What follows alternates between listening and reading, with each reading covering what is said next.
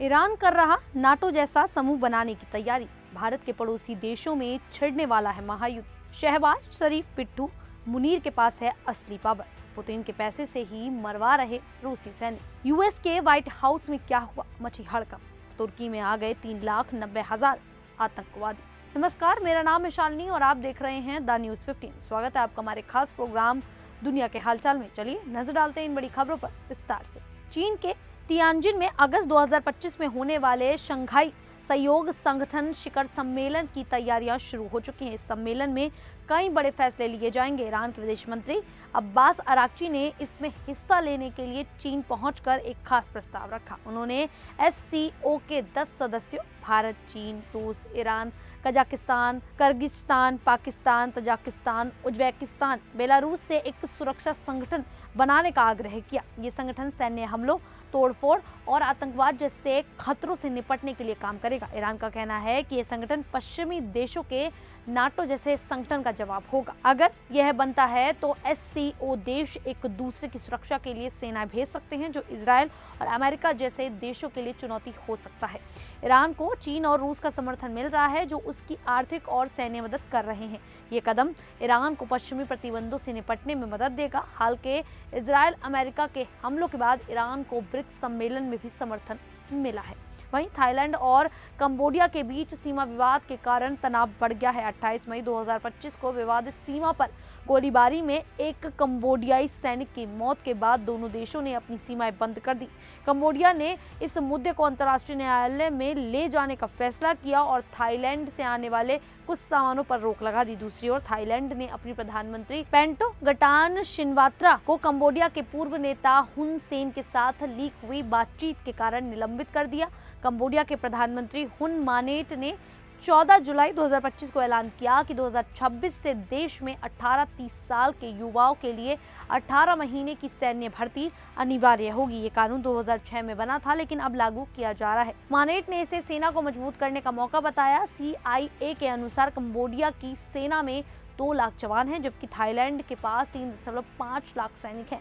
Cambodia ने सैन्य budget बढ़ाने और थाईलैंड से सीमा खोलने की मांग की है। दोनों देशों में तनाव कम करने के लिए बातचीत जारी है, लेकिन स्थिति गंभीर बनी हुई है। तो वहीं पाकिस्तान में असली सत्ता प्रधानमंत्री शहबाज शरीफ के पास नहीं, बल्कि सेना के जनरल आसिम मुनीर के हाथ में है। ये बात न सिर्फ विपक्षी नेता बल्कि अमेरिकी कांग्रेस भी कह रही है। मंगलवार को अमेरिकी कांग्रेस की टॉप लैंटोस मानवाधिकार आयोग ने पाकिस्तान में लोकतंत्र और मानवाधिकारों के उल्लंघन पर चर्चा की।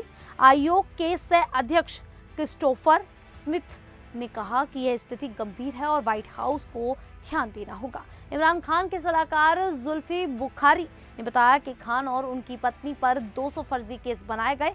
अदालतें स्वतंत्र नहीं है, मीडिया को चुप कराया जा रहा है और पत्रकारों को नौकरी से निकाला जा रहा है। यह देश छोड़ने को मजबूर किया जा रहा है। फ्रीडम हाउस की 2024 की रिपोर्ट में भी कहा गया है कि पाकिस्तान में सेना सरकार को नियंत्रित करती है, मीडिया को डराती है और गैर कानूनी ताकत का इस्तेमाल करती है। 2022 में इमरान खान को सेना की मदद से सत्ता से हटाया गया और जेल भेजा गया। 2024 के चुनावों में भी हिंसा और अभिव्यक्ति की आज़ादी पर रोक के मामले सामने आए। पाकिस्तान ने इस पर कोई जवाब नहीं दिया। वहीं रूस और यूक्रेन के बीच 3 साल से ज्यादा समय से युद्ध चल रहा है और यह रुकता दिख नहीं रहा है। यूक्रेन को अमेरिका और यूरोपीय देशों से लगातार हथियार मिल रहे हैं, जबकि रूस भी हमले तेज कर रहा है। हैरानी की बात यह है कि यूक्रेन को मिलने वाले हथियारों का पैसा रूस की जब्त संपत्तियों से आ रहा है। टेलीग्राफ के मुताबिक यूरोपीय देश डोनाल्ड ट्रंप के 10 अरब डॉलर के हथियार पैकेज के लिए रूस की 200 अरब यूरो की जब्त संपत्ति का इस्तेमाल करने पर विचार कर रहे हैं। इस संपत्ति का मुनाफा यूक्रेन की सैन्य मदद के लिए इस्तेमाल हो सकता है। ब्रिटिश रक्षा मंत्रालय का कहना है कि फरवरी 2022 से अब तक 10 लाख से ज्यादा रूसी सैनिक मारे गए या घायल हुए हैं। पहले रूस की जब्त संपत्तियों के ब्याज से यूक्रेन को मदद दी जा रही थी, जिसे पिछले साल 1.75 अरब डॉलर अब पूरे फंड का इस्तेमाल करने की बात हो रही है। लेकिन फ्रांस, जर्मनी और बेल्जियम को डर है कि इससे यूरो पर भरोसा कम हो सकता है और मंगलवार को ब्रुसेल्स में यूरोपीय विदेश मंत्रियों की बैठक में इस पर चर्चा हुई, लेकिन ट्रंप की योजना का पूरा ब्यौरा अभी साझा नहीं हुआ है। वहीं मंगलवार को अमेरिका के व्हाइट हाउस में उस वक्त हड़कंप मच गया जब किसी ने उत्तरी लॉन की बाढ़ पर एक फोन फेंक दिया। सीक्रेट सर्विस ने तुरंत व्हाइट हाउस और आसपास के इलाके को लॉकडाउन कर दिया। पत्रकारों को जल्दी जल्दी ब्रीफिंग रूम ले जाया गया और पेंसिल्वेनिया एवेन्यू को बंद कर दिया गया। प्रेस सचिव कैरोलिन लेविट ने बताया कि यह एक फोन था, लेकिन यह शरारत थी या कोई गंभीर मंशा, यह स्पष्ट नहीं। लगभग 30 मिनट बाद लॉकडाउन हटा लिया गया और स्थिति सामान्य हो गई। यह घटना तब हुई जब कुछ दिन पहले राष्ट्रपति डोनाल्ड ट्रंप पर पेंसिल्वेनिया में हुए हमले की पहली बरसी थी।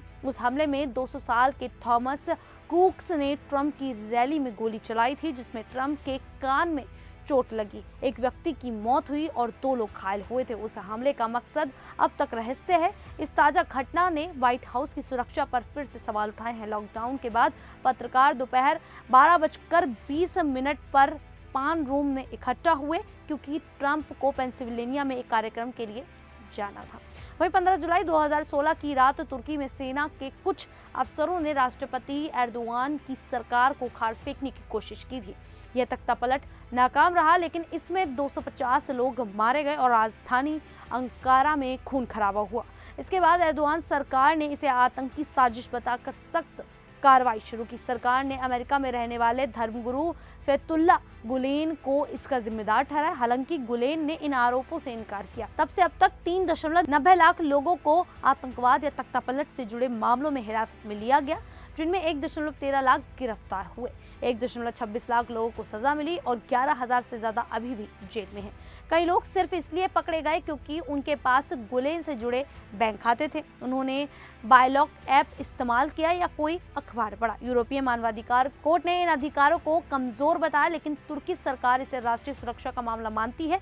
तुर्की ने 118 देशों में 2,364 प्रत्यार्पण की मांग की और 3,589 रेड नोटिस जारी किए, लेकिन सिर्फ 131 लोग वापस लाए गए। ज्यादातर गैरकानूनी तरीके से संयुक्त राष्ट्र ने इसे मानवाधिकारों का उल्लंघन बताया है। खैर, अब इस पूरे मामले को लेकर आप लोगों की क्या राय है, आप हमें कमेंट करके जरूर बताइएगा। अभी के लिए इतना ही, फिर हाजिर होंगे ऐसे ही देश और दुनिया से जुड़ी बड़ी खबरों के साथ। तब तक के लिए देखते रहिए द न्यूज़ 15।